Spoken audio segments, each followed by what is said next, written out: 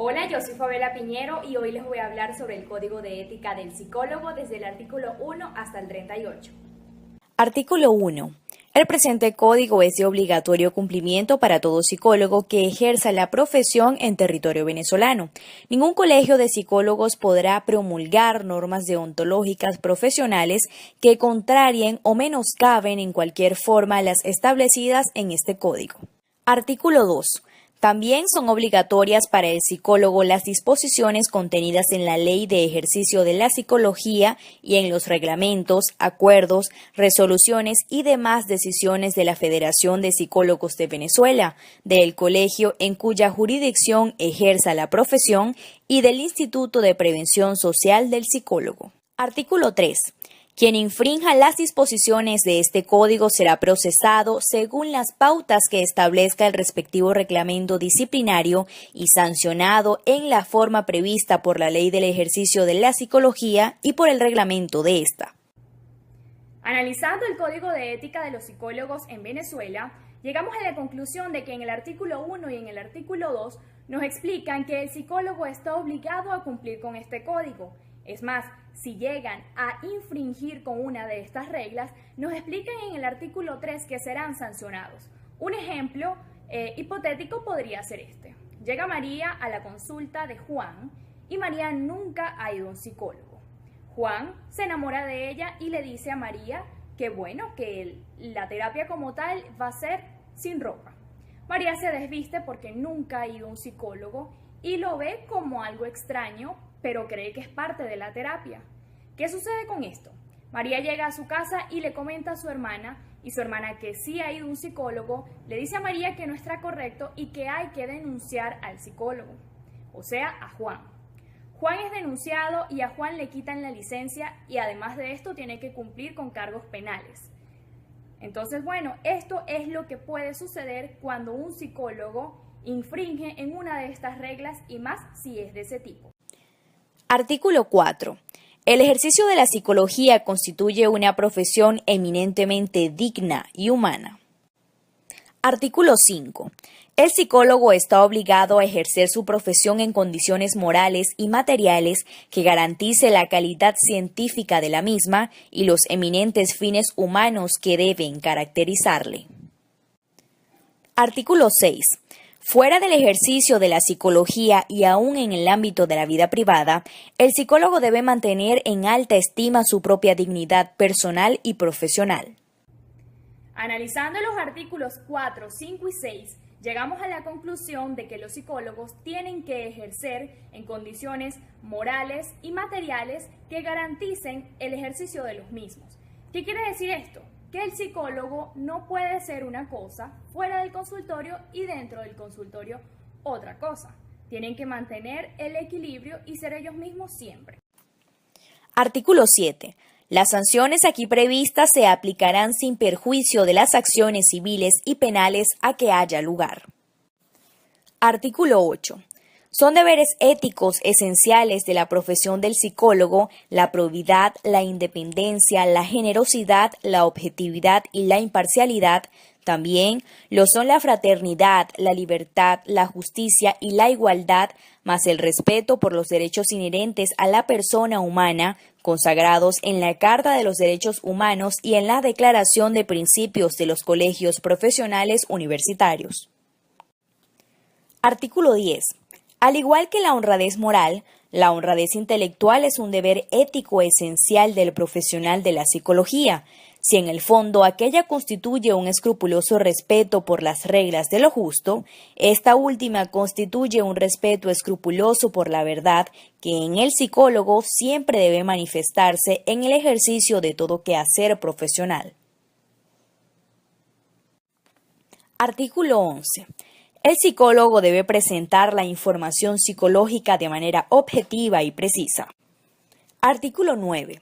En virtud del artículo anterior, ante situaciones de fuerza de regímenes que desconozcan el ejercicio de la libertad y la supremacía de la dignidad del hombre, los psicólogos podrán limitarse al cumplimiento estricto del deber profesional sin menoscabos de lo establecido en el artículo 250 de la Constitución Nacional.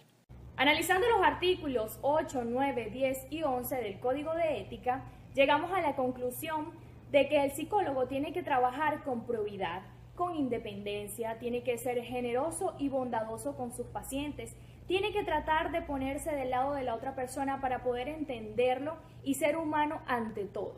Tiene que trabajar con el respeto, con la Carta de los Derechos Humanos. Tiene que ser justo, trabajar con igualdad, lo que es correcto y lo que no es correcto. Ante todo tiene que ser bondadoso y honrado tanto moral como intelectualmente. ¿Qué quiero decir con esto? Que bueno, un psicólogo no puede otorgarse títulos o honores que todavía no posee. Hay que ser honrado y trabajar con escrúpulos, trabajar con la verdad y ayudar a la persona que lo necesita de una manera correcta. Artículo 12. El psicólogo debe prestar su colaboración desinteresada en todas las actividades que puedan contribuir al desarrollo de la psicología como ciencia y como profesión. Artículo 13. Los psicólogos tienen el deber de realizar con la mayor dedicación y empeño las labores propias de sus funciones. También debe contribuir con su ejemplo y conducta a incrementar el nivel ético, científico y cultural en su área profesional. Artículo 14. Es éticamente ineludible para el profesional de la psicología una constante preocupación por la formación intelectual, esforzándose por estar en permanente actualización de conocimientos respecto a los adelantos de la ciencia. Artículo 15. El respeto a la integridad de la persona humana en los distintos ámbitos donde se desempeñe como profesional constituye uno de los más sagrados deberes del psicólogo, quien en todo momento debe velar por el bienestar individual y social en la prestación de sus servicios a personas naturales o a instituciones públicas o privadas en los campos de la investigación pura o aplicada. Artículo 16. Para prestar sus servicios profesionales, el psicólogo debe encontrarse en condiciones psicofísicas satisfactorias. Son contrarias a este principio las alteraciones mentales agudas o crónicas, la incapacidad manifiesta de los sentidos con reducción del campo de la conciencia y de la actividad pensante y las adicciones que lo incapaciten. Analizando los artículos 12, 13, 14, 15 y 16 del Código de Ética, llegamos a la conclusión de que los psicólogos tienen que prestar su colaboración a todas aquellas actividades que incrementen el nivel ético, social y cultural de estos. Tienen que trabajar con el respeto a la integridad de cada persona. Tienen que velar por su bienestar individual y por el bienestar social como tal. Además de esto, tienen que prestar sus servicios a personas naturales y a instituciones tanto públicas como privadas. En el artículo 16 nos explican que para que el psicólogo pueda prestar sus servicios de una manera óptima, tienen que estar en condiciones obviamente óptimas y en condiciones psicofísicas satisfactorias. Artículo 17. Al psicólogo le está absolutamente vedado hacer uso con fines profesionales de medios, recursos y técnicas que sugieran la consumición de drogas o sustancias estupefacientes. De lo contrario, se hacen acreedores a la más grave sanción ética, sin perjuicio de lo dispuesto por el Código Penal. Artículo 18. El psicólogo debe procurar en toda circunstancia una imagen de respeto para su profesión, granjeando para ésta el reconocimiento social a través de un prestigio cimentado en el más alto concepto de la dignidad y en la calidad científica de su actividad profesional. Artículo 19. El psicólogo debe conservar su independencia en toda circunstancia en que despliegue su actividad profesional. No aceptará sugerencias reñidas con la pulcritud y honorabilidad profesional. Ante las autoridades públicas, cuando fuera el caso, desarrollará su actividad con imparcialidad, con objetividad y con el mismo grado de independencia. Artículo 20. Está prohibido al psicólogo dar informes tendenciosos, otorgar certificaciones y prescripciones de complacencia y, en todo caso, expedir certificaciones e informes sin estudio previo basado en la observación directa y personal. Analizando los artículos 17, 18, 19 y 20 del Código de Ética, llegamos a la conclusión de que un psicólogo no puede sugerir el consumo de drogas o sustancias estupefacientes. Un ejemplo de esto puede ser María llega al consultorio de Juan con un problema para dormir. Resulta que María pasa toda la noche sin dormir y le dice a Juan que por favor le diga qué hacer. Juan debería enviársela a un psiquiatra, pero no lo hace. Juan le prescribe unas pastillas para poder conciliar el sueño. Esto no se debe hacer debido a que un psicólogo no puede prescribir ningún tipo de medicamentos. Esto lo hace como tal el psiquiatra. Además de esto, tienen que tener el respeto hacia su profesión para desarrollar su actividad de una manera imparcial. Otra de las cosas es que no pueden dar informes, certificados o prescribir algo a otra persona si no la han visto directamente. Un ejemplo muy claro y muy común de esto son las personas que quieren adquirir el certificado de salud mental. Entonces mandan una carta al psicólogo y le dicen, ya sean que son sus amigos o familiares, que lo necesitan y el psicólogo, como a lo mejor lo conoce, se lo entrega. Pero no debería ser así porque tienen que pasar por una serie de pruebas y tests para poder comprobar de que la persona tiene una salud mental sana. Artículo 21. Atenta contra la ética profesional del psicólogo aceptar más de un cargo remunerado en un mismo instituto o reemplazar a colegas injustificadamente separados de sus cargos. Se reputa separación injustificada del cargo el solo hecho de que al psicólogo se le haya removido sin expediente contradictorio en que sea cabal el derecho a la defensa. Artículo 22. Atenta contra la ética profesional del psicólogo aceptar más de un cargo remunerado cuando esto signifique el cabalgamiento de sus horarios. Artículo 23. La cortesía, la consideración y el respeto mutuo son deberes de los profesionales de la psicología, los cuales igualmente deben manifestar una conducta privada compatible con el honor, la dignidad y la delicadeza. Artículo 24. El profesional de la psicología debe combatir lícitamente la conducta censurable de sus colegas, así como la de funcionarios públicos ante los cuales fueran requeridos sus servicios de experto. Será deber ineludible formular las denuncias correspondientes.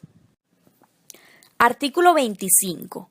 Cuando se requieran sus servicios profesionales, no le está permitido al psicólogo aceptar o rechazar asuntos por motivos en los que se prive el interés personal o de monto pecuniario. Tampoco aceptará aquellos asuntos que impliquen sostener principios contrarios a sus convicciones personales y científicas o los que puedan comprometer o limitar su independencia.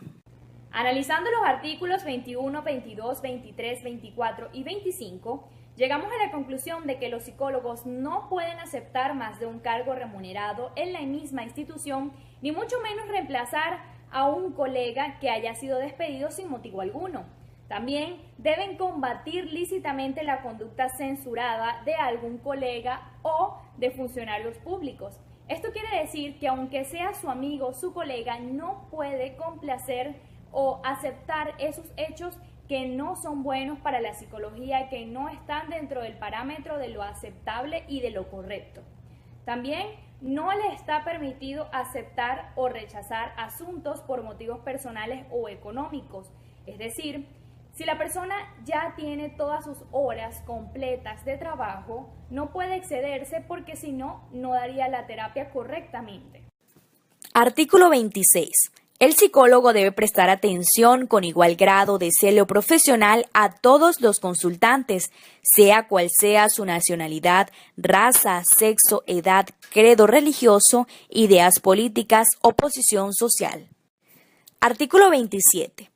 El psicólogo en su trabajo con la comunidad debe procurar desarrollar programas e implantar técnicas y procedimientos para la solución de problemas comunitarios.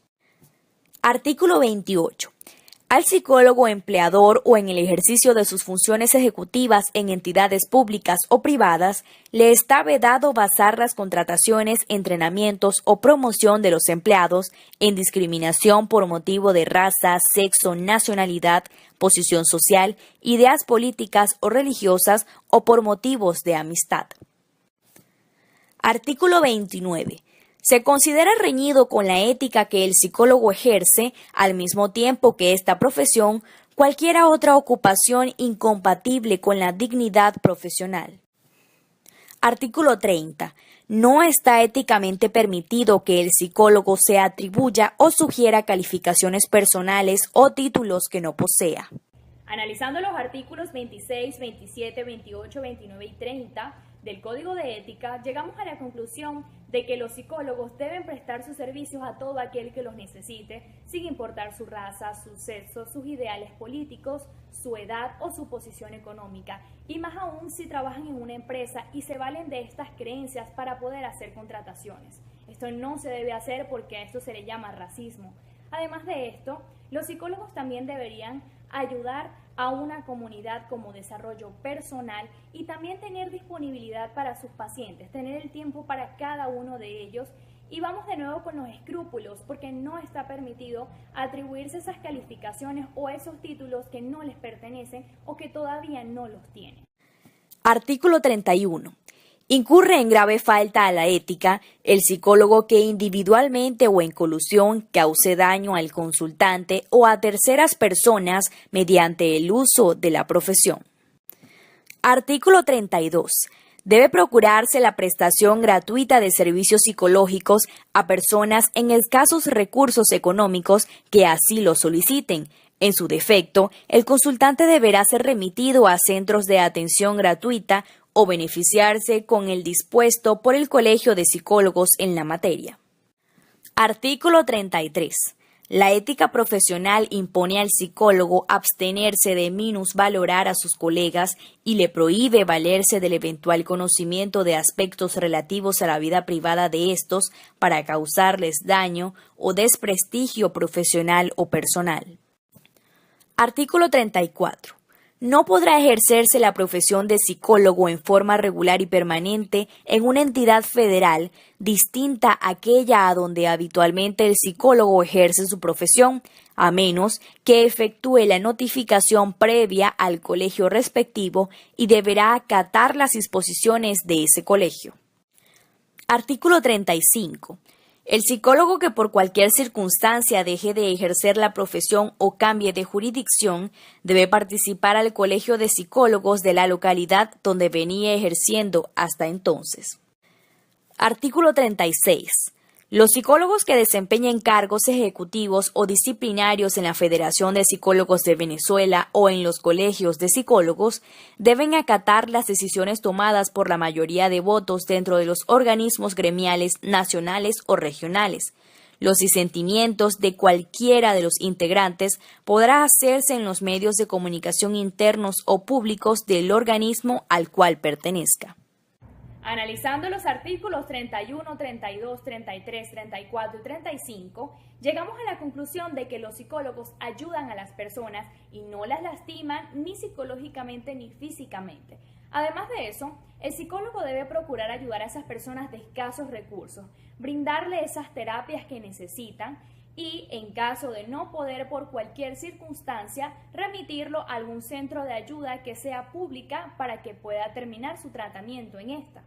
En caso de que el psicólogo deje de ejercer su profesión como tal, debe participárselo al colegio de psicólogos más cercanos donde esté. Artículo 37.